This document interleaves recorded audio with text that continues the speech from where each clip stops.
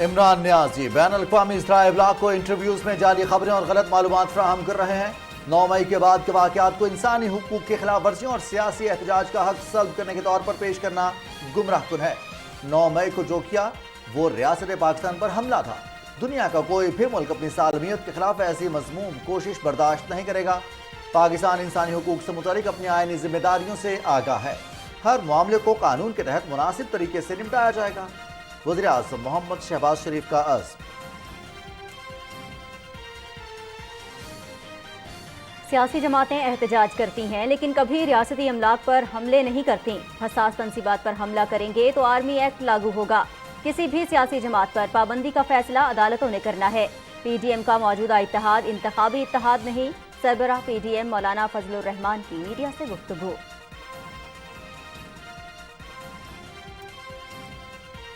9 مئی کے واقعات نے شہداء کے ورثاء کا غم تازہ کر دیا۔ جو قومی یادگاریں جلائے اس کا احترام نہیں کر سکتے۔ نواز شریف کی سیاست ختم کرنے کے دعوے دار آج کہاں ہیں؟ نواز شریف کے ترقیاتی کام اس کی پہچان ہے۔ جلاؤ گھراؤ، انتشار اور نفرت کی سیاست کرنے والا آج تنہا بیٹھا ہے۔ مسلم لیگ نون کی سینئر نائب صدر اور چیف آرگنائزر مریم نواز کا باغ آزاد کشمیر میں جلسہ عام سے خطاب۔ الیکشن کمیشن کا توہین الیکشن کمیشن کیس میں chairman P T I Asad Umar اور فواد چودھری کو 20 جون کو پیش ہونے کا حکم۔ الیکشن کمیشن کو توہین عدالت کیسز کی سماعت کا اختیار نہیں، اسد عمر اور فواد چودھری کے وکیل کے اعتراضات۔ الیکشن کمیشن آئینی ادارہ ہے جو توہین کے کیسز کی سماعت کا مکمل اختیار رکھتا ہے۔ ڈی جی لاء کا جواب۔ الیکشن کمیشن کے اختیارات پر اعتراضات کے حوالے سے فیصلہ بھی 20 جون کو سنایا جائے گا۔ جناح ہاؤس لاہور کے شرپسندوں کا ایک اور مرکزی سرغنہ بے نقاب۔ ہوش ربا انکشافات سامنے آ گئے۔ جناح ہاؤس لاہور حملے کے مرکزی شرپسندوں میں علی رضا اکاڑا سے حملہ کرنے آیا۔ چیئرمین تحریک انصاف کی تقاریر فوج دشمنی کا سبب بنی، علی رضا کا بیان۔ کے لیے وطن سے محبت کرو، یہ ہمارا ملک ہے، اگر پاکستان ہے تو ہم ہے، پاکستان نہیں تو ہمارا نام و نشان نہیں ہوگا۔ یہ میرا اسپیشلی پیغام ہے تمام پاکستانیوں کے لیے کہ اپنے شہداء سے محبت کرو اور ملک سے محبت کرو۔ ملک کو توڑو نہیں، ملک کو مت توڑو، یہ ہمارا پہچان ہے، ہمارا شان ہے۔ فوج کے جوان اپنی سرحدوں پر اپنے ملک کی حفاظت کرتے ہوئے اپنی جان کی قربانی دینے سے دریغ تک نہیں کرتے۔ خدا کے لیے اپنے وطن سے محبت کرو، یہ ملک ہمارا ہے۔ 9 مئی کے واقعات نے شہداء کے اہل خانہ کا دکھ تازہ کر دیا۔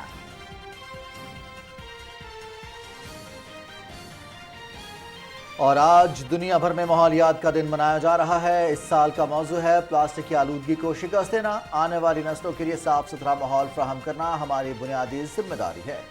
کرۂ ارض کے حیاتیاتی تنوع کے تحفظ کے لیے اکٹھے ہوں اور ری سائیکلنگ کے اقدامات کامیاب بنانے کے لیے کمیونٹیز میں آگاہی پھیلائیں۔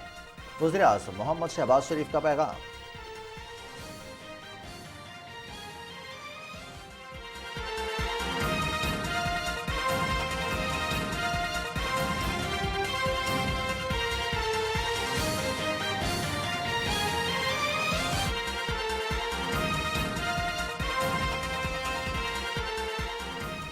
السلام علیکم ناظرین، نیوز شو 86 کے ساتھ میں ہوں رضوان علی احمد۔ میں ہوں نازیہ کمل۔ اہم خبریں آپ نے جانی۔ پروگرام میں سب سے پہلے آپ کو بتائیں، وزیر اعظم محمد شہباز شریف نے کہا ہے کہ بین الاقوامی ذرائع ابلاغ کے ساتھ اپنے انٹرویوز میں عمران نیازی کھلے عام اور جان بوجھ کر مقامی اور غیر ملکی سامعین کو جعلی خبریں اور غلط معلومات فراہم کر رہے ہیں۔ اپنے ٹویٹ میں وزیر اعظم محمد شہباز شریف کہتے ہیں کہ 9 مئی کے بعد کے واقعات کو انسانی حقوق کی خلاف ورزیوں اور سیاسی احتجاج کے حق کو سلب کرنے کے طور پر پیش کرنا نہ صرف گمراہ کن ہے بلکہ اس کا مقصد ملک سے باہر رائے سازوں پر دباؤ ڈالنا ہے۔ وزیر اعظم نے کہا کہ اس ضمن میں سیاق و سباق کو درست کرنا ضروری ہے۔ عمران نیازی کی پارٹی نے 9 مئی کو جو کیا وہ ریاست پاکستان پر ایک حملہ تھا جس میں مذموم ارادے اور مذموم مقاصد تھے۔ وزیر اعظم نے کہا کہ دنیا کا کوئی بھی ملک اپنی سالمیت کے خلاف ایسی کوشش کو برداشت نہیں کرے گا۔ مجرموں سے قانون کے تحت نمٹا جائے گا اور اس بات کو یقینی بنایا جائے گا کہ کسی کے حقوق کی خلاف ورزی نہ ہو۔ ان کا کہنا تھا کہ پاکستان انسانی حقوق سے متعلق اپنی تمام آئینی ذمہ داریوں سے آگاہ ہے۔ ہر معاملے کو قانون کے تحت مناسب طریقے سے نمٹایا جائے گا۔ PDM کے سربراہ مولانا فضل الرحمان نے کہا ہے کہ PDM کا موجودہ اتحاد انتخابی اتحاد نہیں ہے، 2018 کے الیکشن کے معیار پر سوالیہ نشان ہے۔ لاہور میں وفاقی وزیر ایاز صادق کے ہمراہ میڈیا سے گفتگو کے دوران مولانا فضل الرحمان نے کہا کہ عدلیہ نے جانبداری کا مظاہرہ کیا تو مقدمہ عوام کے سامنے رکھا، مستحکم عدالتی نظام کے خواہاں ہیں۔ انہوں نے کہا کہ سیاسی جماعتیں احتجاج کرتی ہیں لیکن کبھی ریاستی املاک پر حملے نہیں کرتی، حساس تنصیبات پر حملہ کریں گے تو آرمی ایکٹ لاگو ہوگا۔ کسی بھی سیاسی جماعت پر پابندی کا فیصلہ عدالتوں نے کرنا ہے۔ PDM سربراہ نے کہا کہ آئندہ انتخابات کا فیصلہ تمام اتحادی جماعتیں مل کر کریں گی، جو ملک کے لیے اچھا ہوگا وہی فیصلہ کریں گے۔ عوام سمجھ گئے ہیں کہ ملک کو اس دلدل میں کس نے ڈالا، تمام مسائل کی وجہ گزشتہ حکومت کی پالیسیاں ہیں۔ پبلک بھی یہ بات سمجھ رہی ہے کہ ملک کو اس دلدل کی طرف کس نے دھکیلا ہے اور اس دلدل سے نکلنے میں کتنی دقت سامنے آ رہی ہے۔ وہ جو ہمارے اندازے تھے وہ صحیح ثابت ہو رہے ہیں۔ ساری مشکلات انہی کی وجہ سے ہوئی۔ ہمارے ملک کی معیشت جو اوپر جا رہی تھی اور 2018 میں جب ہم چھوڑ رہے تھے اس کو 2017 میں، تو اس وقت جو گروتھ تھی آپ کے ملک کی وہ اس کے بعد جو گری ہے، تو اس گرنے کے بعد دوبارہ اٹھانا، اب اس وقت صورتحال یہ ہے کہ ہمیں کچھ امید پیدا ہو گئی ہے کہ ملک کی معیشت کی بہتری کے لیے متبادل راستے پیدا ہو۔ کابینہ کی اقتصادی رابطہ کمیٹی نے حیدرآباد سکھر موٹر وے منصوبے کے لیے 9 ارب 50 کروڑ روپے کی حکومتی ضمانت کے اجرا کی منظوری دے دی ہے۔ کمیٹی کا اجلاس وزیر خزانہ اسحاق ڈار کی صدارت میں اسلام آباد میں ہوا۔ اجلاس میں مختلف وزارتوں اور ڈویژنز کے لیے تکنیکی ضمنی گرانٹس کی بھی منظوری دی گئی۔ کمیٹی نے نیشنل ڈیزاسٹر مینجمنٹ اتھارٹی کے لیے ریلیف اشیاء کی خریداری کی مد میں 12 ارب روپے کے گرانٹ کی منظوری دی۔ ECC نے علاقائی ممالک کا مقابلے میں کم قیمت کی بنیاد پر 49 ادویات کی زیادہ سے زیادہ ریٹیل قیمت فکس کرنے کی اجازت بھی دی۔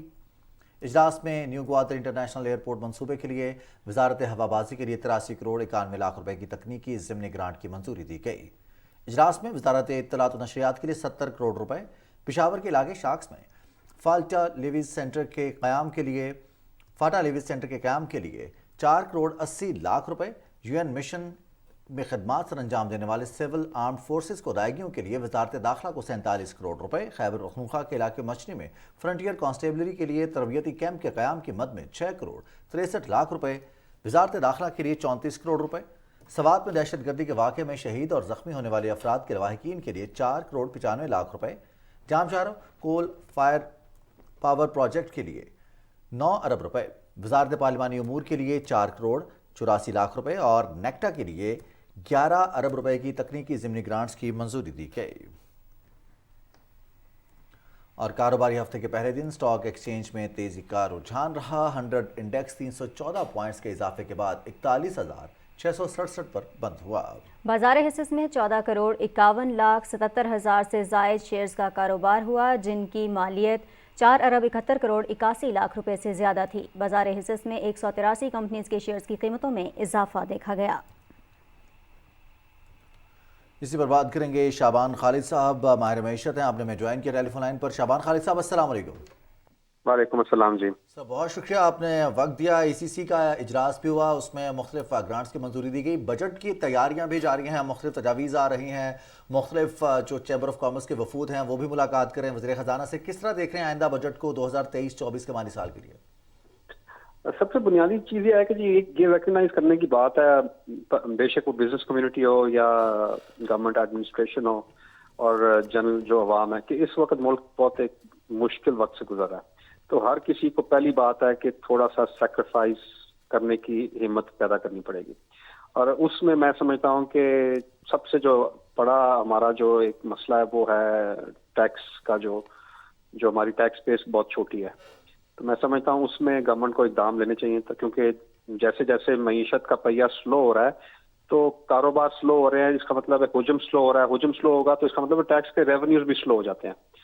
تو اس موقع پہ اب ہر کسی کو اپنا اپنا شیئر دینے کی ضرورت ہے، بے شک وہ ریئل اسٹیٹ والے ہوں، بے شک وہ مینوفیکچرنگ سیکٹر والے ہوں، بے شک وہ یہ ٹریڈرز ہوں۔ تو میں سمجھتا ہوں کہ کچھ اسپرٹ اس میں لے کے گورنمنٹ کو چاہیے کہ جو ٹیکس میں نیٹ میں نہیں ہے ان کو اس باری ٹیکس نیٹ میں لایا جائے، اور اس میں میرے خیال سے پہلے بھی اپنا ڈار صاحب کہہ چکے ہیں کہ جی اس میں ریئل اسٹیٹ والے اور ٹریڈرز کو उस टैक्स नेट में होना चाहिए। बेशक वो एग्रीकल्चर वाले क्यों ना हो, उनको भी जो उनका शेयर बनता है जीडीपी का उसका उसके हिस्से के मुताबिक टैक्स रेवेन्यू आना चाहिए। एक तो ये चीज। दूसरा जो हमारा करंट डेफिसिट या जो ट्रेड इम्बैलेंस चल रहा है उसमें गवर्नमेंट ने कुछ अर्सा पहले एक स्टेप लिया था जिससे काफी हमें बेहतरी आई थी, मगर उससे उसमें अक्रॉस द बोर्ड उन्होंने एक पॉलिसी बना दी थी कि जी इंपोर्ट्स को डिस्करेज करने की। मगर इंपोर्ट्स आप डिस्करेज उस लेवल तक कर सकते हैं जहां पे जो जरूरी चीजें हैं जैसे मैन्युफैक्चरिंग की जो रॉ मटेरियल्स है, खाम माल है, उसको अगर आप रोकेंगे तो इवेंचुअली मैन्युफैक्चरिंग रुकेगी। और मैन्युफैक्चरिंग आप रोक नहीं सकते क्योंकि मैन्युफैक्चरिंग ऐसा सेगमेंट है अपनी हमारी इकोनॉमी का, जीडीपी का, जो सबसे ज्यादा कंट्रीब्यूशन देता है। बेशक वो आप उसको ले लें टैक्स की रेवेन्यू की मद से, एम्प्लॉयमेंट की रेवेन्यू की मद से देख लें, या एक जनरल सेंटिमेंट की मद से देख लें। तो मैं समझता हूँ कि उसको इस नौयत से देखना चाहिए कि जो नॉन प्रोडक्टिव सेक्टर्स हैं या जिनकी हमें जरूरत नहीं है, जो लग्जरी सेक्टर जो लग्जरी है, नॉन प्रोडक्टिव प्लस लग्जरी जिसको कहेंगे, उनको मैं समझता हूँ कि दोबारा कर्टेल करने की जरूरत है। और मैन्युफैक्चरिंग जो एक मुल्क का पहिया चलाने वाली जीडीपी के सेगमेंट्स हैं उनको लाजमी आपको फरोग देना चाहिए। एक और जो चीज है जी आखिरी, हमारे मुल्क में जैसे जैसे टैक्स का रेशो बढ़ता गया है, ड्यूटीज का, और हमारी स्मगलिंग के दरवाजे खुलते गए हैं। क्योंकि जब आप उनको उनका जो मुआवजा है या उनका जो मुनाफा है जैसे जैसे वो बढ़ता जाएगा उस तरह वो अपने आप के रिस्क की एपेटाइट बढ़ाते जाते हैं। और इस लिहाज से स्मगलिंग पिछले साल 2 साल में उसका हुजूम बहुत बढ़ गया है। और स्मगलिंग उसमें किसी का मुल्क का फायदा नहीं है, ना चंद उन हजरात का जो स्मगलिंग के शामिल होते हैं, मगर अदरवाइज उसमें मुल्क का नुकसान ही नुकसान है। तो मैं समझता हूँ कि स्मगलिंग को बहुत सिवियरली और स्ट्रिक्टली उसको टैकल करने की जरूरत है। बिल्कुल उसको टैकल करने की जरूरत है और रोकथाम की भी जरूरत है। अच्छा सर, ये फरमाइएगा कि इस वक्त अगर मुआशी हालात की हम बात करें तो थोड़े से चैलेंजेस भी हमें दिखाई देते हैं, कुछ मुश्किल हालात दिखाई देते हैं, और वजीर खजाना का ये कहना है कि पूरी कोशिश होगी कि आने वाले बजट में आवाम पर कम से कम बोझ डाला जाए, उन्हें रिलीफ दिया जाए। क्या समझते हैं कितना आवाम दोस्त बजट पेश कर पाएगी गवर्नमेंट इस सिचुएशन में, जबकि ऑलरेडी बहुत सारे चैलेंजेस फेस कर रही है? देखिए, कुछ जो गवर्नमेंट कर सकती है वो एक लिमिट तक ही कर सकती है इन हालात में। जैसे जैसे आपके रुपया डिवैल्यू हो रहा है, कुछ ये खाम तेल लेने की जो कॉन्ट्रैक्ट्स किए हैं, एलएनजी की भी बात हो रही है, एलएनजी की, कुछ ये ट्रांसपोर्ट के राउट्स खोल रहे हैं, तो ये जो उनको बेनिफिट होगा वो उतना ही मेरे ख्याल से बेनिफिट पास ऑन कर सकेंगे।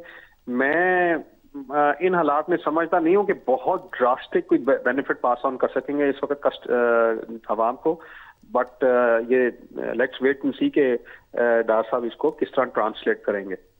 शाबान खालिद साहब, एक सबसे बड़ा इस वक्त अगर हम बात करें और देखें पाकिस्तान के लिए बजट बनाना, IMF की तमाम शराइत हम पूरी कर चुके हैं, 12 इस चीज़ का जिक्र भी किया, वज़ीर ख़जाना भी इसका जिक्र कर चुके हैं, वज़ीर ममलकत ख़जाना भी कह चुकी हैं इस हवाले से कि जो शराइत रखी जाती हैं उनमें तब्दीली की जाती है, फिर वो शराइत पूरी की जाती हैं पाकिस्तान हुकूमत की जानिब से, और मुश्किल फ़ैसले किए जाते हैं। इवन के बहुत सारे ऐसे फ़ैसले भी किए गए जिसकी सियासी कीमत अदा करना पड़ी सियासी जमातों को।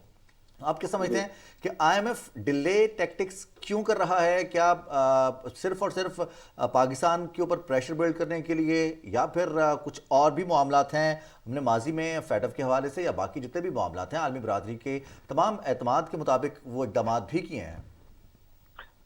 देखें, ये तो एक बहुत बड़ी एक क्या कहते हैं एक गेम होती है या एक डायनामिक ऐसी है जो मैं और आप नहीं समझ पाते। इसके पीछे कौन सी ताकतें हैं ये तो हम स्पेक्यूलेट कर सकते हैं, मगर फैक्चुअली क्या पोजीशन है ये तो जो एग्जैक्ट उनसे डायरेक्टली नेगोशिएट कर रहे हैं शायद वो बेहतर जान सकते हैं। मगर मेरी एक जो नाकिस सी राय है वो ये है कि क्योंकि IMF को भी पता है कि कुछ अनसर्टनिटी है, उसमें पॉलिटिकल अनसर्टनिटी है, और उनको ये नहीं मालूम शायद कि आगे इलेक्शन होंगे नहीं होंगे, अगली हुकूमत इसको ऑनर करे ना करे, तो मैं समझता हूँ कि उसकी भी एक वजह हो सकती है। बट एज आई सेड कि स्पेक्यूलेट करना आसान है, मगर जो लोग एक्चुअल उसमें नेगोशिएट कर रहे हैं उनको बेहतर पता है कि इसकी ग्राउंड रियलिटीज क्या है। बिल्कुल सही। अच्छा शाबान साहब, हुकूमत की जानिब से बार्टर ट्रेड की भी इजाज़त दी गई है। अब मैं चाहूँगी कि हमारे नाज़रीन के साथ शेयर कीजिएगा। सबसे पहले तो एक आम शहरी जो है वो कैसे समझे कि बार्टर ट्रेड दर हकीकत है क्या, और फिर अगर इकॉनमी के पॉइंट ऑफ व्यू से देखा जाए तो कितनी बेनिफिशियल हो सकेगी इस्तेहकाम की जानिब मईशत को ले जाने के लिए? देखें, आम शहरी के लिए समझना ये इसकी जरूरी है کہ جب آپ کسی اور ملک سے ٹریڈ کرتے ہیں اس میں آپ کو ڈالر چاہیے ہوتا ہے. تو یہ جو اس کا سب سے بڑا فائدہ ملک کو ہو سکتا ہے وہ یہ ہے کہ آپ کو جو ڈالر کی ڈیمانڈ ہے نا وہ کم ہو جاتی ہے. آپ ایک چیز لیں اس کے بدلے دوسری چیز لے لیں, اس میں ڈالر کی ٹرانزیکشن نہیں ہے. تو سب سے جو بڑا اس کا فائدہ ہوگا کہ ہمیں وہ جو ڈالر کا جو پریشر ہے وہ ریلیز شاید ہو جائے.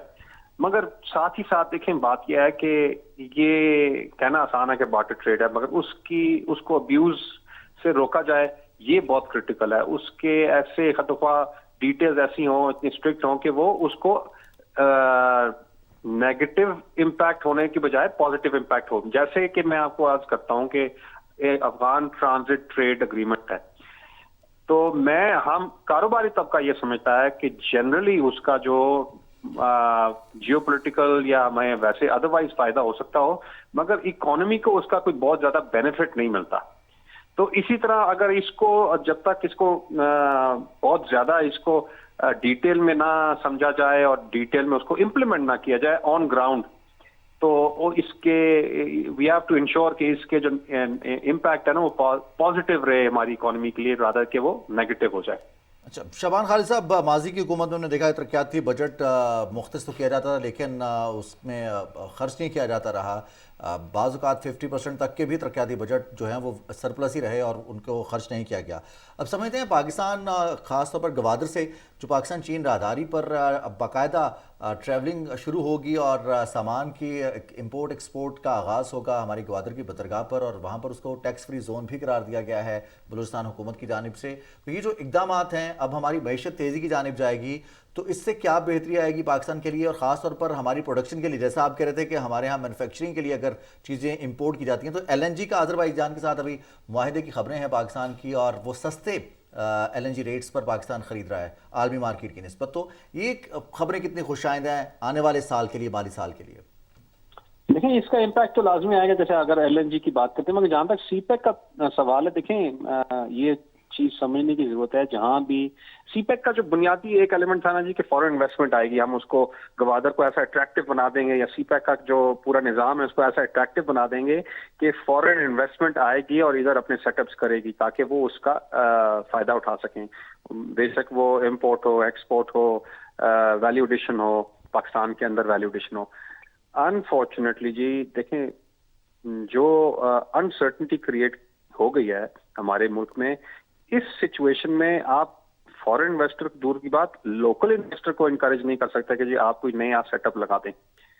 تو میں سمجھتا ہوں کہ اس کا فائدہ لینے کے لیے ضروری ہے کہ ہم ایک پولیٹیکل سرٹنٹی الاؤ کریں, کریٹ کریں, اور ایک future short term to medium term کا ایک لائے عمل دے سکیں ہم, اور اس کو انشور کر سکیں انویسٹر کے لیے, بے شک وہ لوکل ہو یا فورن ہو, کہ جی اس کچھ سال تک شارٹ ٹرم میڈیم ٹرم تک یہی پالیسیز کنسسٹنٹ رہیں گی اور آپ کو سرٹنٹی کریٹ کی جائے گی تاکہ آپ پھلتے پھولتے رہ سکیں.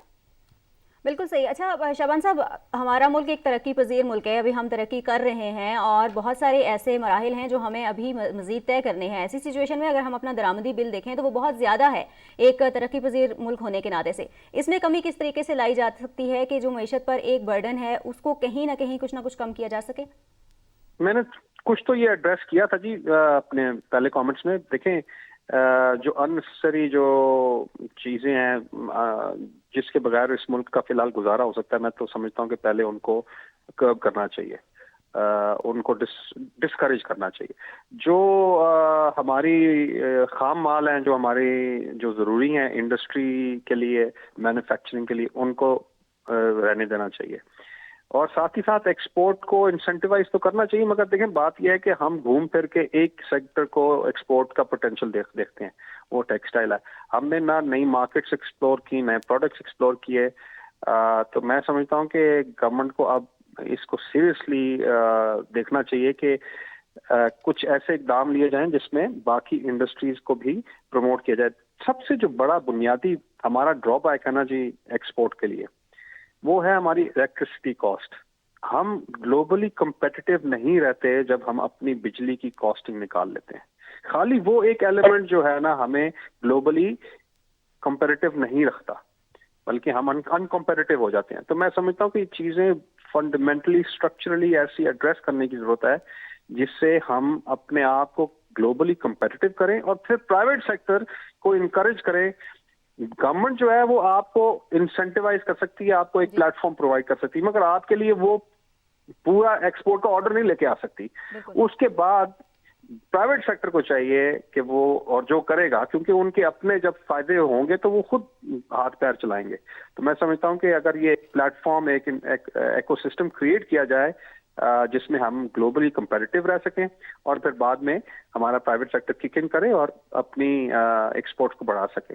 بالکل صحیح. بہت شکریہ شعبان خالد صاحب, ماہر معاشیات, آپ ہمارے ساتھ موجود رہے. بہت تفصیل سے آپ نے بات کی موجودہ معاشی صورتحال پر بھی اور ان تمام اقدامات پر بھی جو ہم کر سکتے ہیں معیشت کو بہتری کی جانب لے جانے کے لیے.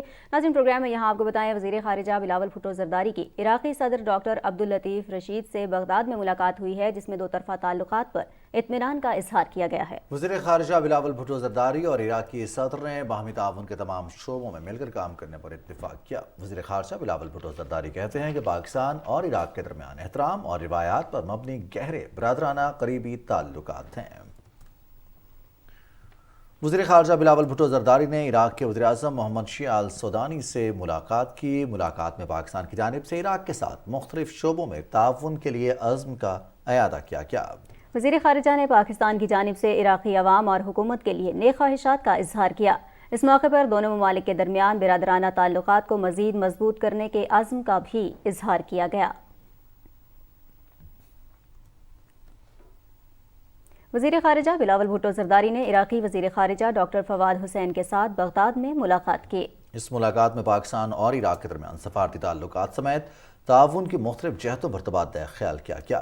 دونوں رہنماؤں نے پاکستان اور عراق کے درمیان تعلقات کو مزید مستحکم کرنے پر اتفاق کیا.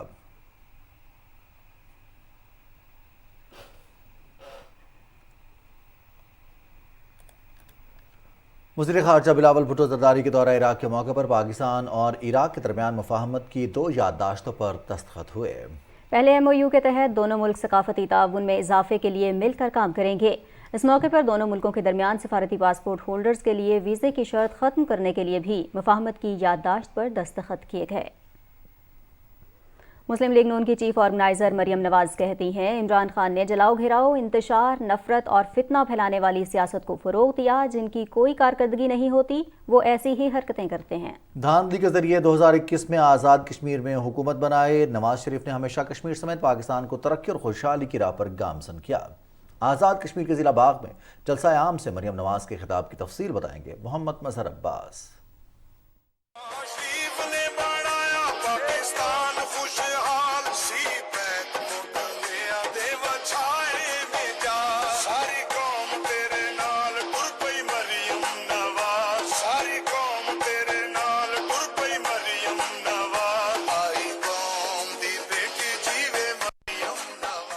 باغ میں بارش کے دوران جلسے سے خطاب کرتے ہوئے مریم نواز نے کہا کہ پاکستان اور کشمیر کے شہداء فوجی جوانوں کو سلام پیش کرتے ہیں جنہوں نے مٹی کی خاطر جانیں قربان کی. انہوں نے کہا کہ شہداء کی توہین اور بے حرمتی کرنے والوں کو معاف نہیں کیا جائے گا. پاکستان کو آگ لگانے والے ملک کے خیر خواہ نہیں ہو سکتے. انتشار کی سیاست سے کون یاد آتا ہے؟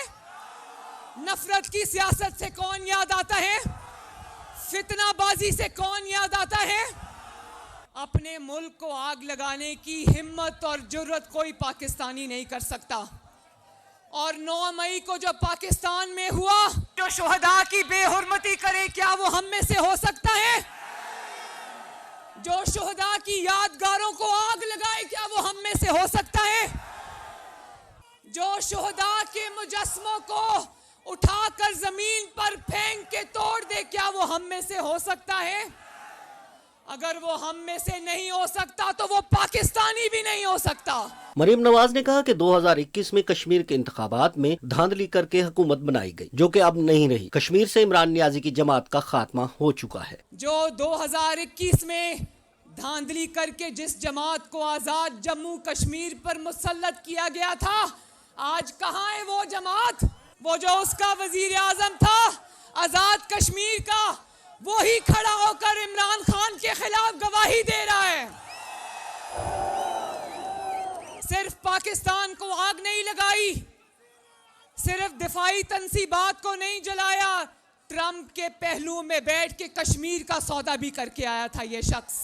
मुस्लिम लीग नून की चीफ ऑर्गेनाइजर ने कहा कि नवाज शरीफ के कई मुखालिफ आए लेकिन नवाज शरीफ को शिकस्त न दे पाए। नवाज शरीफ कश्मीर और इसकी मिट्टी का बेटा है। उन्होंने कहा कि मुस्लिम लीग नून के दौर इक़्तिदार में मुल्क तरक्की और खुशहाली की राह पर गामजन हुआ। अगर मैं आपसे पूछूं कि जब मोटरवे पे सफर करते हो तो किसका नाम याद आता है?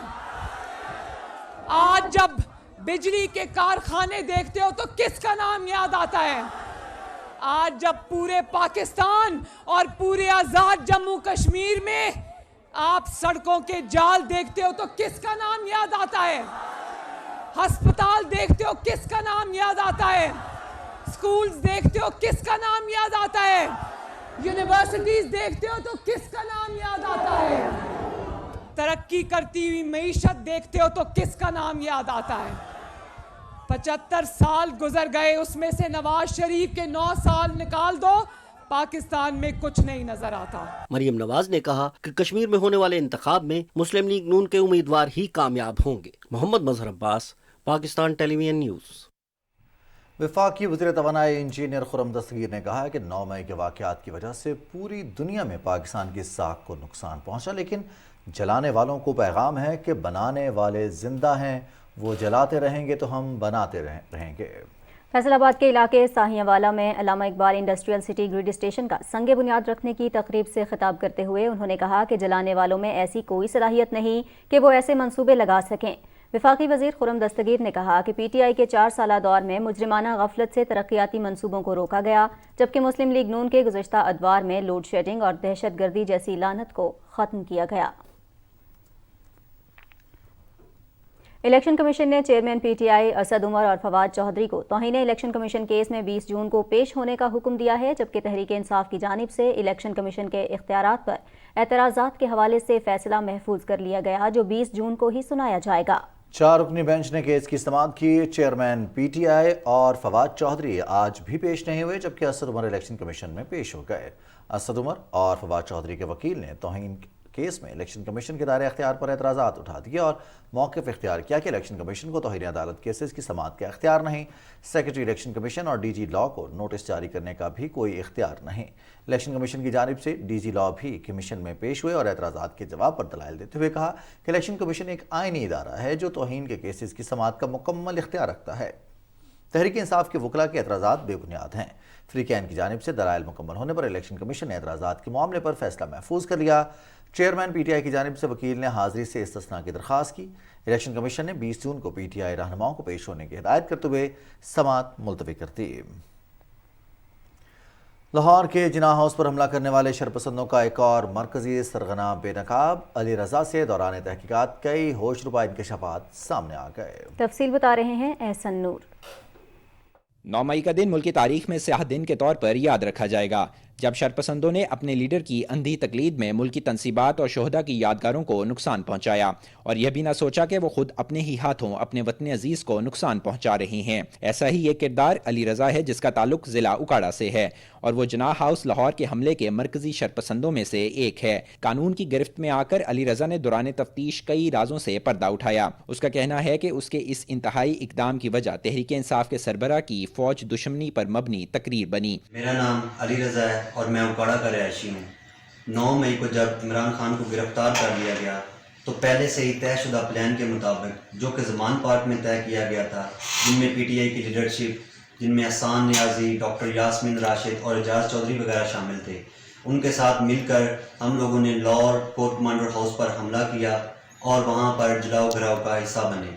ये सब इमरान खान की उन तकारीर का नतीजा है जो उन्होंने फ़ौज के अगेंस्ट की हुई थी, जिनसे मुतासर होकर हम लोगों ने ये सब कुछ किया और जलाओ घराव का हिस्सा बने। शरपसंद अली रजा का कहना था कि 9 मई को जब तहरीक इंसाफ के चेयरमैन को गिरफ्तार कर लिया गया तो पहले से ही तयशुदा प्लान के मुताबिक लाहौर कोर कमांडर हाउस पर हमला किया गया। अली रजा ने मजीद बताया कि यह सब उनके लीडर की फौज मुखालिफ तकारीर और बयानात का नतीजा है और इससे मुतासिर होकर हम लोगों ने ये सब कुछ किया और जलाओ घराव का हिस्सा बने। एहसन नूर, पाकिस्तान टेलीविजन न्यूज़, लाहौर।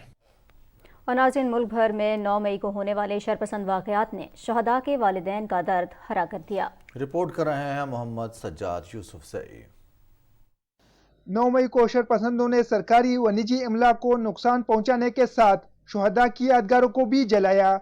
शरपसंद उनकी कुर्बानियों को तो भूल गए हैं, मगर शुहदा के वालिदैन 9 मई के मनाजिर नहीं भूले।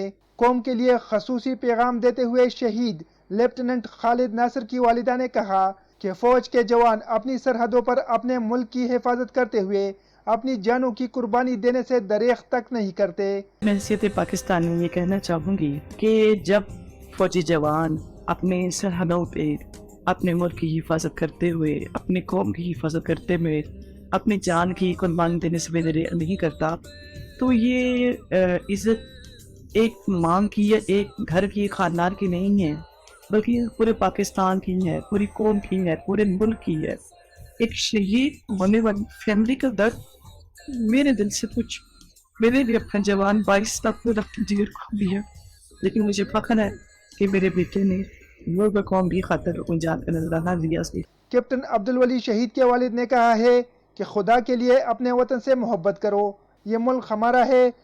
ये मेरा स्पेशली पैगाम है तमाम पाकिस्तानियों के लिए कि अपने शुहदा से मोहब्बत करो और मुल्क से मोहब्बत करो। मुल्क को तोड़ो नहीं, मुल्क को मत तोड़ो, ये हमारा पहचान है, हमारा शान है। खुदा के लिए वतन से मोहब्बत करो, ये हमारा मुल्क है।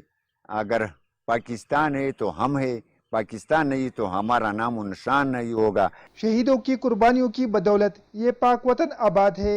मोहम्मद सज्जाद, यूसुफ जई, PTV न्यूज़, पेशावर। नाज़रीन, आज दुनिया भर में माहौलियात का दिन मनाया जा रहा है। इस साल दिन का मौजू प्लास्टिक की आलूदगी को शिकस्त देना है। 1973 से हर साल ये दिन माहौलियात से आगाही के लिए मनाया जाता है। आलमी यौम माहौलियात के हवाले से रिपोर्ट कर रहे हैं सादिक बलोच। ग्लोबल वार्मिंग उरूज पर है।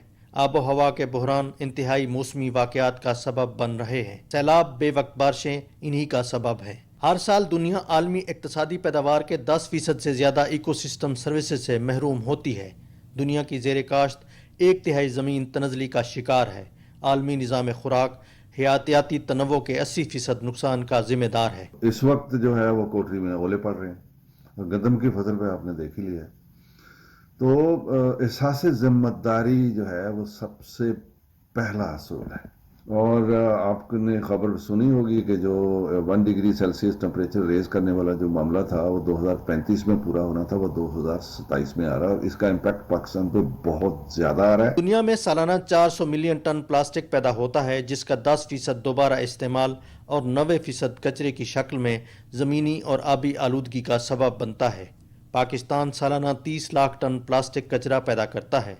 दुनिया में 23 मिलियन टन प्लास्टिक कचरा दरियाओं, झीलों, आबी गुज़रगाहों और समंदरी माहौल को आलूदा कर रहा है। फ़िज़ाई आलूदगी हर साल 70 लाख कब्ल अज़ वक्त अमवात का सबब, जबकि 10 में से 9% अफराद आलूदा नापाक फ़िज़ा में सांस लेने पर मजबूर हैं। दुनिया की 90% आबादी आलमी इदारा सेहत के रहनुमा खतूत से ज़्यादा फ़िज़ाई आलूदगी का सामना करती है। 2040 तक प्लास्टिक फुजला 23 से 37 मिलियन टन यानी अब के मुकाबले में 3 गुना हो सकता है। 1950 से 2017 तक 9.2 अरब टन प्लास्टिक पैदा किया गया, जिसमें से 7 अरब टन फुजला बन चुका है। काबिल तजदीद तवानाई के इस्तेमाल, ग्रीन हाउस गैसेज में कमी और प्लास्टिक से छुटकारा माहौलियाती बका का वाहिद रास्ता है। Sadiq Bloch, Pakistan television news, Lahore. वज़ीर आज़म मोहम्मद शहबाज शरीफ ने आलमी यौम माहौलियात के मौके पर मुल्क को आलूदगी से पाक करने के हवाले से खुसूसन प्लास्टिक से पैदा होने वाली आलूदगी को मरहलावार ख़त्म करने के अपने अज़्म की तजदीद की है। अपने ट्वीट में वज़ीर आज़म ने आलूदगी से निपटने के लिए गैर मुतसलसल अज़्म का इजहार करते हुए कहा कि हुकूमत प्लास्टिक की आलूदगी को ख़त्म करने के लिए किए जाने वाले इक़दामात को कानूनी शक्ल देने के लिए कौमी और बैनुल-अक़वामी स्टेक होल्डर्स के साथ फ़ाल तौर पर काम कर रही है।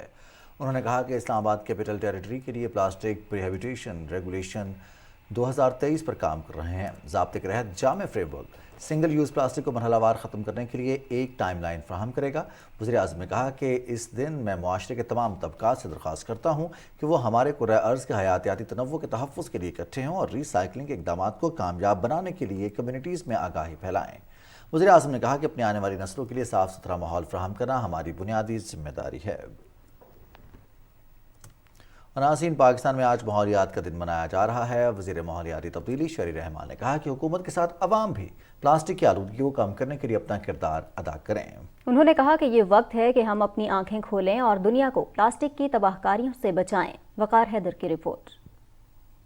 दुनिया भर समेत पाकिस्तान में भी आज माहौलियात का दिन मनाया गया। बहरिया यूनिवर्सिटी इस्लामाबाद में भी एक तकरीब मुनक्किद की गई। वज़ीर माहौलियाती तब्दीली शेरी रहमान ने अपने खिताब में कहा, हमें प्लास्टिक का इस्तेमाल तर्क करना होगा। उन्होंने कहा, पानी की बोतलें भी इस प्लास्टिक से होने वाली आलूदगी का बाइस बनती हैं। ये ICT में ख़त्म हो गया है अगस्त 1 से, और हम टाइम भी दे रहे हैं। It's not some I was कि जी कल से, मैंने कहा कल से नहीं होगा। मैन्युफैक्चरर्स, रिटेलर्स, आउटलेट्स को टाइम दें two phase these out.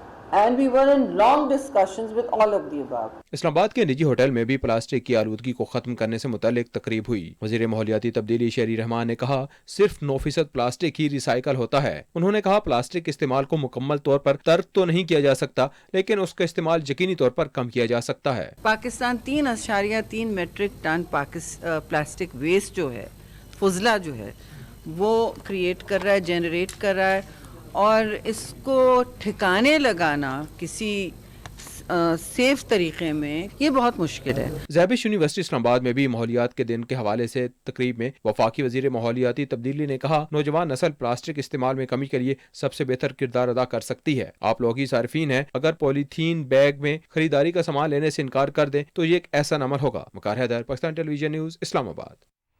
Programme में यहाँ वक्त हुआ है एक ब्रेक का। साथ रहिएगा।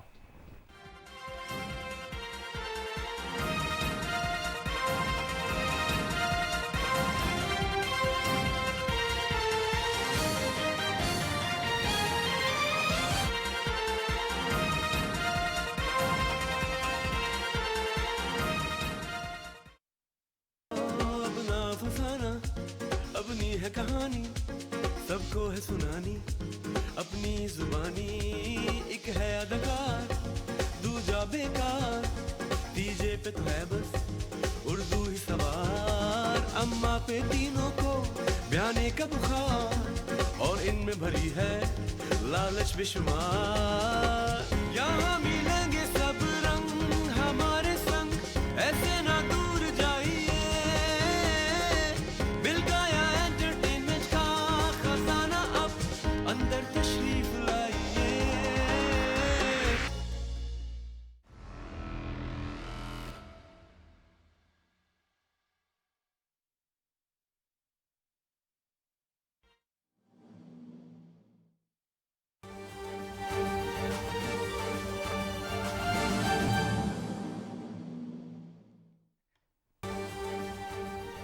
वज़ीर आज़म मोहम्मद शहबाज शरीफ ने पब्लिक सेक्टर डेवलपमेंट प्रोग्राम के लिए इत्तेहादी जमातों से मुशावरत की है। बजट 2023-24 का महवर तरक्की, अवामी फलाह और कारोबार दोस्त पॉलिसीज़ होंगी, ये कहना है वज़ीर आज़म का। साल वज़ीर आज़म ने यह भी कहा है कि आइंदा माली साल में शरह नमू और रोज़गार के मौके बढ़ाने के लिए PSDP के हजम को 700 से बढ़ाकर 950 अरब रुपये किया जा रहा है। बजट में हुकूमत ने मुश्किल माशी सूरत हाल के बावजूद मौजूद वसाइल को बेहतरीन तरीके से बुरेकार लाने की पॉलिसी अपनाई है। मजीद क्या तफसीलात हैं, इस हवाले से भी जानेंगे अपने नुमाइंदे से। जी, नवीद अजहर हमारे साथ मौजूद हैं। नवीद, आगाह कीजिएगा, मजीद किन अहम मौज़ूआत पर बात की गई है?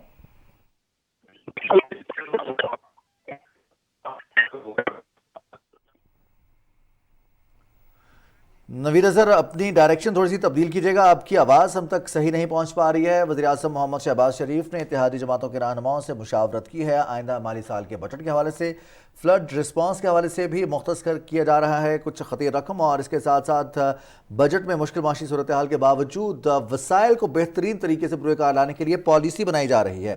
क्या तफसीलात हैं आपके पास इस मुशावरत के हवाले से? मैं आपको बताऊं कि 2023-24 का जो बजट है उसमें सैलाब मुतासरा जो इलाके हैं उनकी तामीर नो और तरक्की के लिए भी खतीर रकम जो है वो रखी जा रही है, और वज़ीर आज़म ने इसके हवाले से खसूसी जो है वो हदायत जारी की है।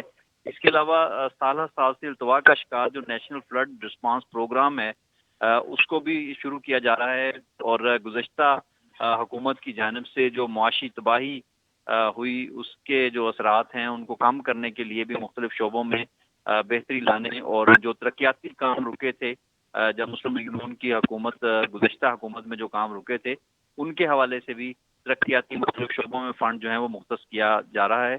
और वज़ीर आज़म ने आज खिताब में भी कहा कि हर हुकूमती इक़दाम में जो इत्तेहादी जमातें हैं उनकी मशावरत जो है वो इंतहाई अहम है। और उन्होंने कहा कि एक साल जो गुजरा है पाकिस्तान की तारीख में पहली मरतबा 13 जमातें जो हैं उन्होंने अपनी सियासत को दांव पर लगाकर रियासत को बचाया है। वज़ीर आज़म का ये कहना था कि मुल्क की माशी सलामती के लिए ऐसी कावश जो है वो उसको उसकी मिसाल दुनिया में कहीं भी नहीं मिलती कि अपने सियासी मकसद को बालाताक रख के मुल्क के लिए तमाम लोग जो हैं वो इकट्ठे हुए हैं। वज़ीर आज़म का ये कहना था कि पाकिस्तान माशी तबाही और इंतशार फैलाने वाले जो अनासर हैं उनसे पाक हो गया है। और पब्लिक सेक्टर डेवलपमेंट प्रोग्राम के हवाले से उन्होंने कहा कि इत्तेहादी जमातों की जो मशावरत है उसमें जो भी स्कीम या मंसूबा है उसको PSDP में शामिल किया जाएगा। जी बहुत शुक्रिया नवीद अजहर, तफसीलात से आप हमें आगाह कर रहे थे। वज़ीर आज़म मोहम्मद शहबाज शरीफ ने पब्लिक सेक्टर डेवलपमेंट प्रोग्राम के लिए इत्तेहादी जमातों से मुशावरत की है और बजट 2023-24 का महवर तरक्की, अवामी फलाह और कारोबार दोस्त पॉलिसियाँ होंगी। वज़ीर आज़म मोहम्मद शहबाज शरीफ ने कहा है कि आइंदा माली साल में शरह नमू और रोज़गार के मौक़े बढ़ाने के लिए भी इक़दाम किए जाएंगे।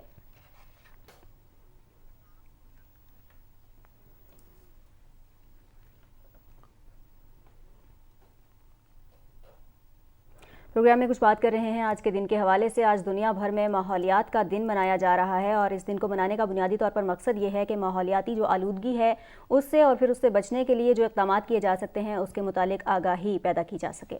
इस साल दिन का मौजू है प्लास्टिक की आलूदगी को शिकस्त देना। इस्लामाबाद कैपिटल टेरिटरी की बात की जाए तो यहाँ पर प्लास्टिक बैग्स, पॉलीथीन बैग्स के इस्तेमाल है।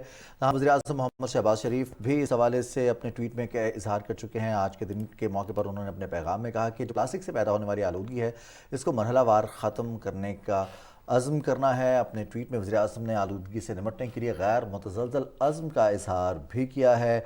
मुख्तलिफ़ तक़रीबात का इनेकाद भी किया गया आज के दिन और एक जामे फ्रेमवर्क सिंगल यूज़ प्लास्टिक को मरहलावार ख़त्म करने के लिए एक टाइम लाइन फ्राहम करने के हवाले से भी वज़ीर आज़म मोहम्मद शहबाज शरीफ ने अपने ट्वीट में ज़िक्र किया है। वफाकी वज़ीर माहौलियाती तब्दीली शहरी रहमान भी कहती हैं कि हुकूमत के साथ अवाम को भी आलूदगी को कम करने में अपना किरदार अदा करना होगा। बिल्कुल, और इसी हवाले से कुछ बात करेंगे। हमारे साथ इस वक्त माहिर माहौलियात डॉक्टर शेर मोहम्मद साहब मौजूद हैं, उन्होंने हमें ज्वाइन किया है। डॉक्टर साहब अस्सलाम वालेकुम, बहुत शुक्रिया आपने पाकिस्तान टेलीविजन न्यूज़ को वक्त दिया। जी वालेकुम सलाम। डॉक्टर साहब, आज माहौलियाती आलूदगी से बचने के लिए आलमी दिन मनाया जा रहा है माहौलियात का, और इस दिन को मनाने का जो मकसद है वो आगाही फराहम करना है। और इस साल जो थीम रखी गई है वो प्लास्टिक बैग्स का खात्मा है, उनसे बचाव है। क्या समझते हैं कि जो आलमी दिन मनाया जाता है, आगाही पैदा करना जो उसका मकसद है वो हम हासिल कर पा रहे हैं? क्योंकि प्लास्टिक बैग्स का जो इस्तेमाल है वो हम देख रहे हैं कि हमारी रोज़मर्रा की जो ज़िंदगी है उसमें बहुत ज़्यादा होता है और फिर उसको बाकायदा तौर पर तल्फ भी नहीं किया जाता और उसकी वजह से आलूदगी में बहुत ज़्यादा इजाफा होता है। जी बिल्कुल, आपने ठीक कहा कि प्लास्टिक का इस्तेमाल जो है शायद इसको मुकम्मल तौर पर ख़त्म नहीं किया जा सकता। आज अगर हम देखें तो सिर्फ खाने पीने की अशया में प्लास्टिक नहीं यूज होता, बल्कि अगर आप मेडिसिन भी देखें तो प्लास्टिक के रेपर में मिलती हैं। तो जो हम कर सकते हैं वो आज़ादी के हवाले से कि कम लोग जितने भी आवाम है प्लास्टिक का यूज कम से कम करें। शायद इसका मुकम्मल खात्मा तो नहीं पॉसिबल, लेकिन इंडिविजुअली हर सिटीजन की रिस्पॉन्सिबिलिटी है कि वो अपने से शुरू करे और जितना प्लास्टिक को कम से कम कर सकते हैं यूज वो करें। और जो माहिरीन है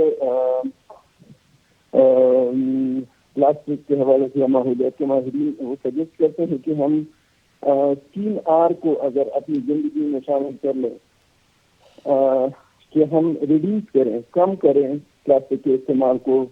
इसके अलावा हम रीयूज करें, जो प्लास्टिक हम यूज करें उसको दोबारा किसी और पर्पज के लिए हम यूज करें।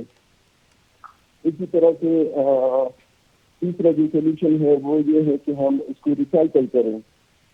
लेकिन ये तीनों चीज़ें ये इसके ऊपर जो है हमें जितने भी आवाम है उनको आगाही देने, यूनिवर्सिटी कॉलेज लेवल से और اس ماحولیاتی دن کے مطلب کا مقصد بھی یہ ہے کہ اس طرح کے پروگرام کا ہم انعقاد کریں اور لوگوں کو بتائیں کہ کیا کیا سولوشنز ہو سکتی ہیں اور اس کا امپیکٹ کیا ہے اور ہم کس طرح سے اس کو اوائڈ کر سکتے ہیں. اچھا ڈاکٹر صاحب، ایک دن منا لینا اور ایک دن میں اس کا تھیم رکھ لینا پوری دنیا میں یونانیمسلی یہ کافی ہے، یا پھر آپ بطور ماہر ماحولیات یہ سمجھتے ہیں کہ ہمیں اس کو نصاب میں بھی شامل کرنا چاہیے، بچپن سے ہی بچوں کو اس حوالے سے آگاہ کرنا زیادہ ضروری ہے کہ وہ اس طرح کی چیزیں جن کو ریسائیکل کرنا بھی ناممکن ہو جاتا ہے تقریباً، اگر ہم پولیتھین بیگز کی بات کریں تو اگر ان کو ریسائیکل کریں یا ان کو جلایا جائے تو وہ فضائی آلودگی کا باعث بنتے ہیں. تو اس کے لیے ہمیں اس طرح کے اقدامات اور کتنی جلدی جنگی بنیادوں پر یہ اقدامات کرنے کی ضرورت ہے؟ جی بالکل، آپ نے ٹھیک کہا کہ ایک دن کافی نہیں ہے کسی بھی طریقے سے کہ ہم صرف سال میں ایک دن منائیں اور اس میں ہم یہ بات کریں کہ ہم پلاسٹک کو ختم کریں. یہ ہمیں اپنی زندگی میں لانا ہوگا اور ہر سٹیزن، ہر گھر کے جو مطلب بڑا ہے وہ اس سے ماڈل ہونا پڑے گا تاکہ ان سے جو بھی جس طرح اسٹوڈنٹس ہیں اور ان کو ہم ٹرین کریں، ایجوکیٹ کریں. جو انٹرویو لوگ ہیں وہ ہر سال اگر اس طرح سے ہم ریپیٹ کرتے ہیں اسی طرح کے سیمینار اور اس میں یہ بات کرتے ہیں تو بھی ایسی ریپیٹ ہے، جسٹ ایک ہم ریمائنڈ کرتے ہیں. لیکن اسکول کالجز لیول پہ یہ ان کو مطلب بڑوں کو دیکھ کے ہی وہ سیکھتے ہیں. تو اسی طرح سے ہمیں یہ اپنے لائف اسٹائل میں لانا پڑے گا، تبھی ہماری ینگ جنریشن ہے، نیو جنریشن ان کو سمجھ میں آئے گا. تاکہ یہ سیمینار جیسے ایک ریمائنڈر ہوتا ہے. اکثر جو بھی ایکسپرٹس ہیں وہ بھی یہ بات کر رہے ہوتے ہیں لیکن وہ اپنی زندگی میں نہیں جاتے ہیں اس طرح سے. بالکل صحیح، بالکل صحیح. انڈیویجولی بھی ہمیں اقدامات کرنے کی ضرورت ہے. بہت شکریہ ڈاکٹر شیر محمد صاحب، ماہر ماحولیات ہمارے ساتھ موجود تھے اور آج جو دن منایا جا رہا ہے اس کے حوالے سے بھی کچھ بات کی. اور رضوان، جیسا ہم پہلے بھی بات کر رہے تھے کہ اگر آلودگی کو ختم کرنا ہے تو حکومتی سطح پر تو اقدامات کیے جاتے ہیں، کیے جا رہے ہیں، لیکن انڈیویجولی بھی ہر شخص کو اس بات کا خیال رکھنا ہے کہ اپنے ارد گرد کا جو ماحول ہے اسے صاف ستھرا رکھا جائے، آلودگی سے بچایا جائے. پروگرام میں آگے بڑھیں گے جی، اور یہاں آپ کو بتائیں کہ تحریک انصاف میں ٹوٹ پھوٹ کا جو عمل ہے وہ اب بھی جاری ہے اور آج مزید 4 رہنماؤں نے پارٹی سے اپنی راہیں جدا کر لی ہیں. پی ٹی آئی کے سابق رکن صوبائی اسمبلی سبین گل نے پارٹی چھوڑنے کا اعلان کرتے ہوئے کہا کہ صحت سیاست جاری رکھنے کی اجازت نہیں دے رہی. پنجاب اسمبلی کے حلقہ 222 سے پی ٹی آئی کی ٹکٹ ہولڈر شازیہ عباس کھاکی نے بھی پارٹی کو خیر آباد کہتے ہوئے 9 مئی کے واقعات کی مذمت کر دی. ملکوال کے حلقہ پی پی 68 سے پی ٹی آئی کے امیدوار قمر خان نے پارٹی سے علیحدگی کا اعلان کرتے ہوئے کہا کہ 9 مئی کے واقعات انتہائی افسوسناک ہیں. پاک افواج پر ہمیشہ سے فخر ہے، شہداء کی بے حرمتی کسی صورت قبول نہیں. Inspector general police of Khyber Pakhtunkhwa Akhtar حیات خان گناپور نے کہا ہے کہ سوات میں مختلف کارروائیوں کے دوران اہم دہشت گرد رفیع اللہ عرف جواد کو گرفتار کیا گیا ہے، جو کہ بھتہ خوری اور ٹارگٹ کلنگ کے متعدد وارداتوں میں مطلوب تھا. سوات میں پولیس دربار سے خطاب کرتے ہوئے اختر حیات خان گنڈاپور نے کہا کہ 23 مئی کو پنجوٹ میں دہشت گردوں کی موجودگی کی اطلاع پر پولیس نے کارروائی کی، جس میں ایک پولیس اہلکار زخمی ہو گیا. کئی گھنٹے آپریشن کے بعد دہشت گرد روپوش ہو گئے. سی ٹی ڈی نے تعاقب کرتے ہوئے سہولت کار عصمت اللہ کو گرفتار کر لیا، جس سے دہشت گردوں کے ٹھکانے معلوم کرنے کے بارے میں مدد مل سکی. پولیس نے رفیع اللہ عرف جواد سکنا 4 باغ کو گرفتار کر لیا، جو ٹارگٹ کلنگ اور بھتہ خوری میں ملوث ہے. مطلوب دہشت گرد ذاکر اللہ کی تلاش تاحال جاری ہے. گرفتار دہشت گرد رفیع اللہ سال 2012 میں افغانستان منتقل ہو گیا تھا، جو پچھلے سال تشکیل میں سوات آیا اور رفیع اللہ نے ہمسایہ ملک میں تربیت حاصل کی. رفیع اللہ نے سابق وی ٹی سی عبدالقیوم اور عبدالرزاق کو شہید کیا. رفیع اللہ نے دیگر دہشت گردوں کے ہمراہ محمد شرین کو بھی شہید کیا. آئی جی پی اختر حیات خان نے مزید بتایا کہ بہت سارے پولیس اہلکار 10 سال سروس کرنے سے پہلے شہید ہو گئے ہیں. 332 اہلکار ملاکنڈ ڈویژن میں شہید ہوئے ہیں. ان کے خاندان کے لیے پیکج کا اعلان کیا گیا ہے. شہداء کے خاندانوں کے لیے مزید پیکیجز بھی لے کر آ رہے ہیں. اور دنیا میں مقیم پاکستانی اپنی ذہانت، خلوص اور ملن نثاری سے پاکستان کا نام روشن کر رہے ہیں. کینیڈا کے شہر کیلگری میں ایک ایسے ہی پاکستانی سید نجم کئی سال سے بغیر کسی غرض کے لوگوں کی خدمت کر رہے ہیں تاکہ پاکستان کا مثبت تشخص اجاگر کیا جا سکے.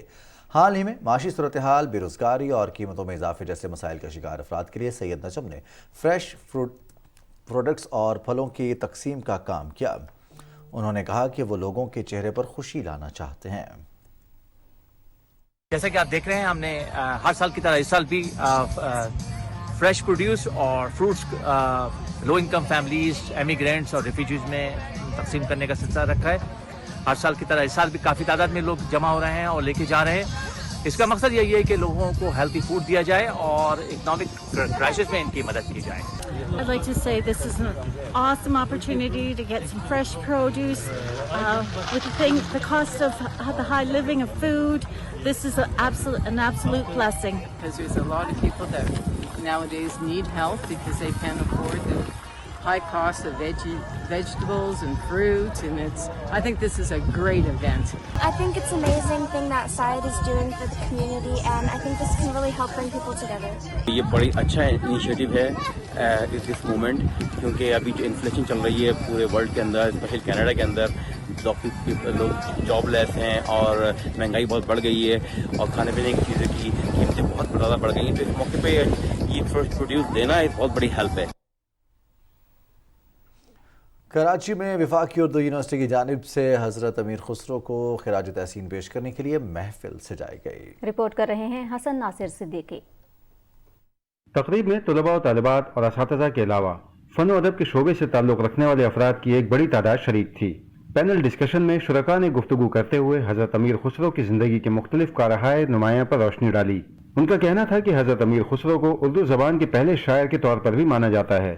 حضرت امیر خسرو کو ہندی، فارسی اور عربی زبانوں پر عبور حاصل تھا۔ حضرت امیر خسرو نے شاعری کی مختلف اصناف میں طبع آزمائی کی اور ہر صنف کو نئی جہت دی۔ ایک بڑی ایسی کوشش ہے کہ جس سے ہمیں شاعری سننے کا موقع ملا، صوفیاء کرام کے متعلق جاننے کا موقع مل رہا ہے اور اپنے جو اسلاف ہیں ان کے کارناموں کو نوجوان نسل کے سامنے پیش کرنے کا موقع مل رہا ہے۔ ہماری نوجوان نسل کو ان سے پہلے گزرنے والے عمدہ ترین شخصیات، بڑی ہستیوں اور اعلیٰ ترین لوگوں کے بارے میں پتہ چلتا رہتا ہے۔ کائنات کی ہر خوبصورتی کو امیر خسرو نے تلاش کیا اور ہر پہلو سے اللہ تعالیٰ کے بندوں میں خدا کو ڈھونڈا۔ بہت ہی اچھا پروگرام تھا حضرت امیر خسرو پہ، اور ہم نے ہندوستان میں جب ہم 2011 میں لکھنؤ گئے ہیں تو لکھنؤ یونیورسٹی کے اسٹوڈنٹس نے اتنا اچھا پروگرام پیش کیا تھا، یا آج یہ وفاقی یونیورسٹی میں اتنا اچھا پروگرام دیکھنے کو موقع ملا ہے۔ اس موقع پر محفل قوالی کا بھی اہتمام کیا گیا جس سے حاضرین محفل خوب محظوظ ہوئے۔